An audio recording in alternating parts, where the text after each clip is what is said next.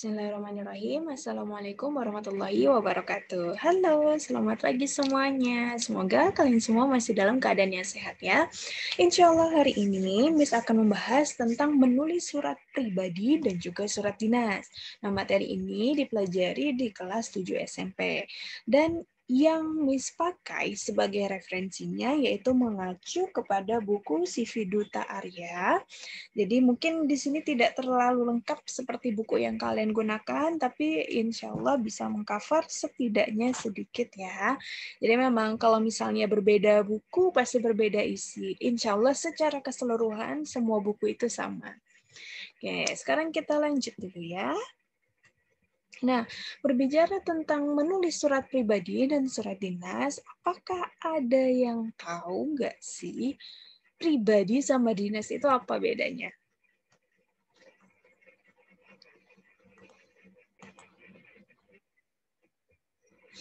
Nah, yang pertama kita akan membahas tentang mengidentifikasi ciri-ciri dari surat.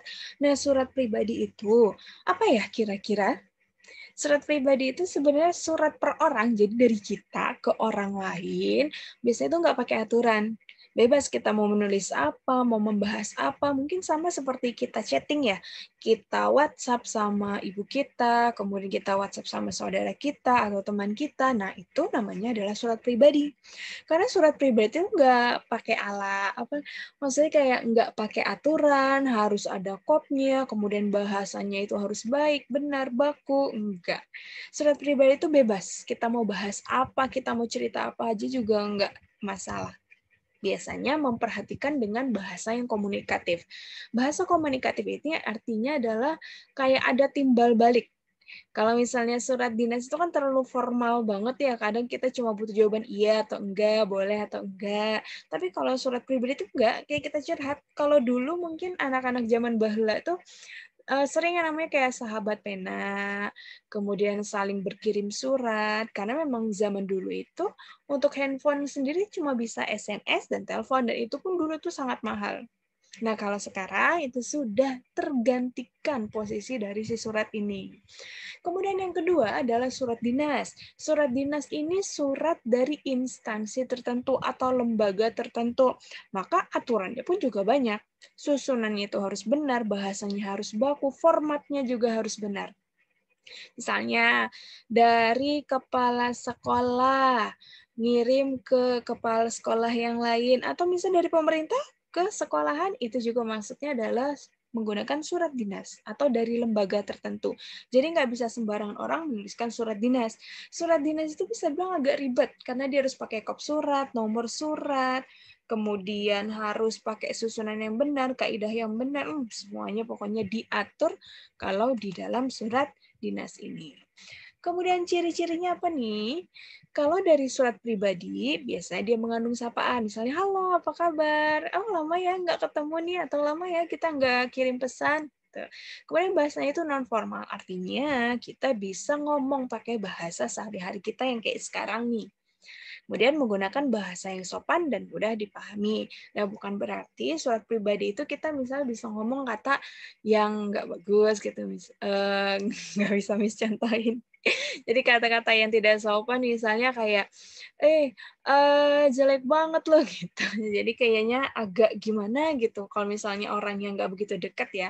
Mungkin kalau misalnya orang yang memang udah benar-benar jadi sahabat kita, kadang kita ngomong apa juga dia nggak akan tersinggung. Tapi kan berbeda dengan orang yang misalnya kita tidak terlalu dekat, tapi kita udah ngomong seperti itu. Jadi khawatirnya dia akan tersinggung dengan ucapan kita.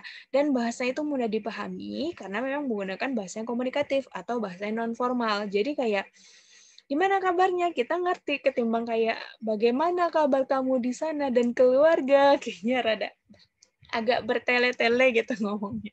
Ya terlalu formal banget. Nah, kemudian di sini formatnya itu bebas. Jadi artinya biasanya sih kalau surat pribadi itu dia hanya ada tanggal, kemudian langsung salam. Jadi nggak pakai yang perihal, kemudian nomor surat, itu nggak ada. Kemudian tidak ada kop dan nomor surat. Nah, kalau kop itu biasanya ada di atas surat itu, kepala surat. Tapi kalau pribadi itu nggak ada. Dan nomor surat itu hanya ada di surat yang dinas atau surat yang resmi. Kalau pribadi nggak mungkin. Karena kemana mungkin kamu akan menghitungi, kan ada misalnya 1 garis miring SMP berapa gitu. Nah itu nggak ada. Itu ribet. Kalau seandainya surat pribadi ada aturan seperti itu, ya orang nggak akan mau. Tapi juga surat pribadi berarti kan bersifat personal. Kemudian ciri dari surat dinas. Di sini ada kop surat. Tadi tuh kop surat itu ada di bagian atas, nanti akan berisi logo dari lembaga tersebut, alamat lembaga, nomor telepon, email. Nah, itu namanya adalah kop surat. Kemudian ada nomor, lampiran, dan hal. Jadi kalau nomor kayak tadi 1 garis miring SMP 06 garis miring apalagi. Nah, itu namanya adalah nomor surat. Kalau lampiran biasanya kayak ada berapa nih suratnya. Kemudian ada hal, jadi ada namanya perihal sama hal. Setahu Miss itu yang paling baku, yang betternya itu adalah perihal. Perihalnya itu misalnya mengenai peminjaman gedung atau mengenai pendidikan di masa COVID. Jadi hal apa surat itu ngebahas apa? Itu namanya adalah hal atau perihal. Kemudian ada salam pembuka dan salam penutup. Salam pembuka misalnya Assalamualaikum warahmatullahi wabarakatuh, bisa selamat pagi, salam sejahtera gitu. Jadi kalau surat dinas itu biasanya ditulis seformal dan juga segeneral. Jadi kayak tentang Indonesia Muslim ini misalnya harus salam semua, atau misalnya kita mau ngirim ke yang umum jadi nggak usah pakai salam, itu sih dikembalikan lagi kepada lembaga tersebut. Tapi memang mayoritasnya biasanya ada mengucapkan salam, kemudian kayak greeting, itu biasanya seperti itu. Dan kemudian salam penutup, misalnya wassalam, atau demikianlah surat ini, gitu. Tanda tangan, atau salam hormat, itu juga bisa. Terdapat stempel. Nah, stempel ini sebagai bukti cap. Kalau di kerajaan kayak film-film Korea, kemudian zaman-zaman dulu itu tuh surat itu bakalan sah kalau misalnya raja itu dan kasih stempel di surat tersebut. Nah, sama di Indonesia juga seperti itu. Kalau udah dikasih stempel berarti surat itu merupakan surat yang sah. Tanda tangan dari instansi yang terkait. Nah, diperkuatlah tanda tangan. Tanda tangan kadang di bawahnya itu ada namanya kayak nomor dari orang tersebut. Tapi kalau misalnya surat dinas biasanya orang-orang yang berpengaruh atau yang memiliki pekerjaan di bidangnya, mereka punya nomor NIP atau NIK gitu namanya. Jadi kayak nomor misalnya Bapak Ahmad, nomornya sekian-sekian-sekian. Jadi mungkin lebih menunjukkan kepada kevalidan kali ya. Jadi memang ya benar, ini tuh orangnya gitu. Nah, tanda tangan kan kadang kita nggak tahu ya ini benar apa enggak gitu. Tapi ketika ada cap tanda tangan, kemudian ada nomornya kita, tapi bukan nomor telepon ya. Saya nomornya kita, nomor dinasnya kita, itu pasti sudah valid. Dan itu juga ya memang ya udah benar surat dinas gitu, bukan surat yang aneh-aneh. Kemudian yang bagian B, menyimpulkan isi surat. Kadang kalau misalnya kita belum ngerti itu surat tentang apa, kita nggak bisa menyimpulkan. Jadi intinya tuh ngomongin apa sih? Nah, untuk menyimpulkannya, pertama kita harus membaca dulu surat secara keseluruhan. Kemudian menandai hal-hal penting. Misalnya kayak, aduh suratnya terlalu banyak nih, jadi kita garis bawahin suratnya itu tentang apa. Kemudian kita baru memikirkan atau kita baru merenungkan maksud sama tujuannya ini. Biasanya kalau untuk surat pribadi, kan kita mau, kan kalau misalnya anggaplah surat pribadi itu 1 atau 2 lembar, itu kan agak banyak. Nah, untuk membalasnya, misalnya kamu bisa balas per paragraf, atau misalnya boleh baca semuanya, kemudian kamu garis bawahi, baru kamu balas, itu juga nggak masalah. Kalau untuk surat dinas, biasanya surat dinas ini lebih simpel. Jadi intinya itu biasanya ada di bagian yang isi. Misalnya untuk peminjaman barang, nanti ada di state sama dia. Jadi kayak kita butuh, minjamnya itu tanggal sekian, jam sekian. Jadi kalau untuk surat dinas itu tidak begitu sulit untuk menemukan isinya. Tapi kalau untuk surat pribadi, itu kebanyakan akan terasa sulit. Karena memang namanya juga curhat gitu ya. Jadi untuk nge-replay atau ngebalesnya itu kayak kita tuh harus satu-satu, kita baru lihat dulu apa nih dia ngomong apa, kita mau balas apa. Kemudian yang bagian C yaitu mengidentifikasi struktur dan kebahasaan. Yang pertama adalah struktur dan kebahasaan surat pribadi. Ini salah ketik. Nah, untuk strukturnya pertama menggunakan kota dan juga tanggal surat. Nah, kota itu misalnya Bekasi. Kemudian 28 November 2020. Bisa. Nah, itu namanya adalah kota dan juga tanggal surat. Biasanya ada di bagian kanan atas. Kemudian salam pembuka, Assalamualaikum, selamat pagi, salam sejahtera. Gitu. Atau misalnya juga kalimat pembuka, bagaimana kabar kamu? Gitu.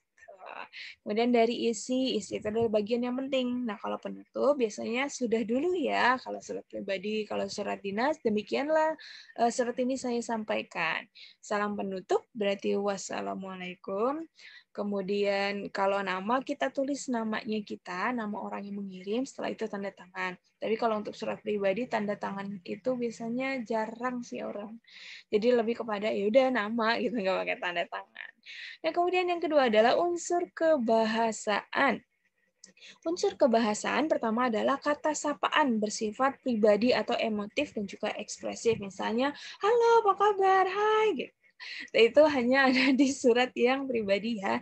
Tapi kalau misalnya surat dinas, lebih kepada semoga Bapak dan Ibu dilindungi gitu. Jadi lebih kepada nggak butuh jawaban hai gitu enggak.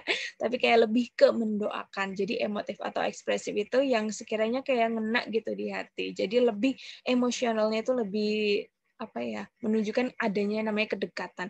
Walaupun kayak apa sih ini orang gitu nggak deket nggak apa, nggak. Tapi kalau untuk surat yang dinas biasanya dia itu kayak ada care-nya dia itu. Kemudian bahasa surat pribadi itu non formal dan juga sopan. Nah, mentang-mentang surat pribadi, jadi kita bisa seenaknya ngomong apa aja juga enggak. Tapi masih ada ranah-ranah tertentu yang tidak boleh dilewati. Kemudian pilihan bahasa tergantung penerima. Kalau misalnya teman kita nih, teman deket banget, kita ngomong apa aja juga dia bakalan nyambung gitu sama kita, itu nggak masalah kita mau bahas apapun. Atau pakai bahasa apapun. Tapi kalau misalnya kita ngirim surat ke misalnya adik kita, nggak mungkin dong kita pakai bahasa sama kayak teman kita, misalnya gimana kabarnya adik, adik sehat nggak sekolahnya, lancar nggak? Karena memang kan jauh ya usianya, jadi harus disesuaikan dengan si penerima. Menggunakan kata ganti orang pertama, pembuat surat, dan orang kedua, penerima. Misalnya, aku alhamdulillah di sini baik-baik aja, kalau kamu bagaimana? Jadi lebih kayak ada bahasa yang komunikatif. Jadi kayak kita komunikasi itu sama dia gitu. Maka menggunakan orang pertama yaitu aku, saya, hamba beta. Orang kedua atau sebagai penerima misalnya kamu, kalian. Nah, menggunakan kata-kata yang seperti itu. Selanjutnya, yang kedua adalah struktur dan kebahasaan dari surat dinas. Untuk strukturnya nanti insya Allah Miss akan tunjukkan gambarnya itu seperti apa. Dan kalau untuk dari segi kebahasaan, memang bahasa itu harus baku dan juga resmi. Jadi tanda titik komanya harus benar, kemudian salam membukanya seperti apa, menulis nomornya, kemudian hari, tanggal. Nah itu semuanya harus diperhatikan. Tanda garis miringnya, apakah harus pakai spasi atau enggak, kemudian titik dua, tanda tanya. Nah, kalau epilepsi itu kayak iya, titik, titik, titik gitu kan. Kalau misalnya kita ya WhatsApp gitu sama temen, itu bakal iya, titik, titik. Kamu hati-hati ya, pakai lagi titik tiga gitu. Nah, tapi kalau misalnya untuk surat dinas ini jarang banget sih. Tapi untuk kurikulum yang baru, di sini epilepsis itu memang ditaruh. Tapi sejauh ini Miss belum pernah melihat elipsis maksudnya di dalam surat. Kemudian ada namanya penggunaan huruf kapital. Jadi awal huruf atau setelah titik itu ada huruf kapital, atau misal nama lembaga itu harus pakai huruf kapital. Jadi memang semuanya itu harus sesuai dengan ejaan bahasa Indonesia. Kemudian menulis surat. Untuk surat pribadi, pertama harus menyusun kerangka isi surat. Jadi kerangka itu kayak kita per poin dulu nih nulis, kita mau bahas apa. Kemudian baru kita kembangkan. Kita baru nyampein, oh maksud saya jadi kayak lebih bahasanya itu lebih dijelaskan lagi, lebih komunikatif lagi bahasanya. Menggunakan ragam bahasa yang akrab berarti nggak ada kata-kata yang formal. Atau ya walaupun ada mungkin hanya sedikit ya, lebih kepada bahasa sehari-hari. Menggunakan ejaan dan tanda baca yang tepat. Maksud ejaan dari tanda baca yang tepat ini, ejaan misalnya kayak, aduh tadi aku mencontek gitu. Nah, sedangkan di kamus, di EBI, di situ tidak ada yang namanya mencontek, adanya mensontek. gitu. Kemudian menggunakan tanda baca yang tepat, tanda titik, tanda komanya itu juga harus benar. Soalnya kalau misalnya kita meletakkannya itu nggak tepat, nanti akan menimbulkan arti atau ambiguitas. Kemudian untuk surat dinas, menentukan kepala surat sesuai dengan instansi. Kepala surat ini mau dari kayak misalnya sekolah, lembaga pendidikan, atau lembaga organisasi. Itu jadi kalau beda organisasi, beda lembaga itu pasti akan berbeda pula untuk kepala suratnya. Misalnya gambarnya akan beda, alamat itu akan beda. Kemudian mencantumkan tanggal, nomor perihal, dan alamat surat. Nanti kita akan lihat ya contohnya.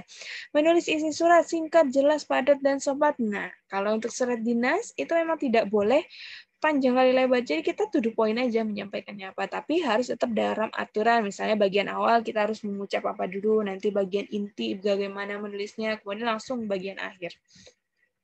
Kemudian mencantumkan identitas lengkap pengirim di bagian akhir. Surat itu dari siapa, tanda tangan, sama nomor kalau memang dia mempunyai nomor identitas. Kemudian bahasanya itu baku karena memang antar lembaga, jadi tidak mungkin menggunakan bahasa pribadi walaupun kepala sekolahnya misalnya sama kepala pendidikannya itu ya udah dekat, udah temen banget gitu, tetap aja harus menggunakan bahasa yang formal karena mereka bawa nama lembaga bukan nama pribadi. Menggunakan ejaan dan tanda baca yang tepat. Tadi itu kalau surat dinas memang agak ribet karena memang harus ada titik komanya, kemudian garis miringnya itu harus betul. Nah, di sini adalah contoh dari surat pribadi. Nah, di sini ada tanggal sama tahunnya nih, Semarang 2 Agustus 2007. Nah, di sini sahabatku Noni di Jakarta. Nah, untuk penulisannya di sini sih terserah ya, tapi memang harus kayak ada tanggalnya, kemudian salam pembuka, salam penutup, kemudian nah kalau misalnya di sini kamu mau taruh tanda tangan juga nggak masalah. Jadi kalau misalnya enggak juga enggak apa-apa, karena memang setahu Miss untuk surat pribadi sendiri dia tidak menggunakan tanda tangan, paling hanya nama. Ini adalah contohnya nih. Non, gimana kabar kamu sekarang? Baik-baik saja kan? Gimana nilai rapotmu waktu kenaikan kelas kemarin? Apa masih kayak dulu? Selalu jadi ranking pertama di kelas? Kalau aku sih masih tetap seperti yang dulu. Nilai matematika selalu rendah. Habis, pelajarannya sulit banget. Nah, di sini ada kata sih, kemudian habis. Nah, itu adalah bahasa-bahasa yang non-formal yang bisa kita ucapkan hanya ketika kita berbicara atau kita itu ngirim surat ke teman kita, ngobrol pokoknya secara tidak langsung ataupun langsung sama orang yang memang seumuran dengan kita. Ini adalah contoh dari si surat dinas sendiri. Surat pribadi. Kemudian yang kedua adalah contoh dari surat dinas. Nah, di sini ada lembaga dari Dinas Pendidikan ya. Nah, ini adalah logonya. Sebentar ya.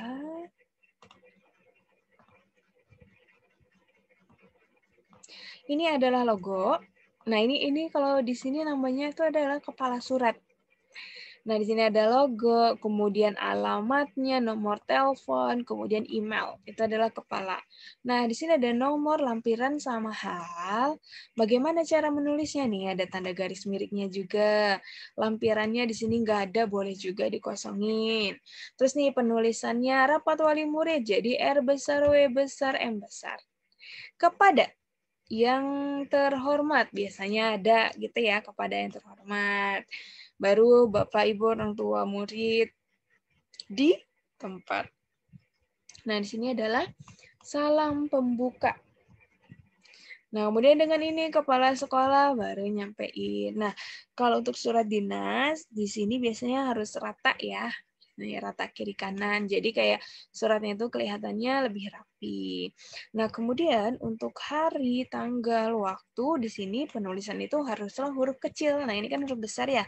Setahu Miss di sini harus huruf kecil karena di sini kan titik 2 ya. Berarti dia itu masih bagian dalam teks ini. Jadi bukan menulis ke teks yang baru, tapi masih bagian dari teks yang di atas, maka ini semua haruslah huruf kecil. Diharapkan kepada Bapak, Ibu, atau orang tua murid, nah ini sudah masuk kepada bagian akhir surat atau penutup. Kemudian di sini salam penutup, di sini baru nama terang. Nah ini nih, Tadi Miss bilang nomor identitas yang personal itu. Nah, di sini nomornya kita. Kemudian tulis nama, di sini nanti ada misalnya tanda tangan, kemudian nanti di sini ada namanya stempelnya. Nah, ketika itu semua sudah dipenuhi, maka barulah bisa dikatakan surat tersebut itu termasuk surat yang valid, itu bisa dikatakan valid. Nah, ini hanya contoh. Mungkin juga Miss ada beberapa kesalahan, tapi setahu Miss seperti itu kalau surat dinasnya.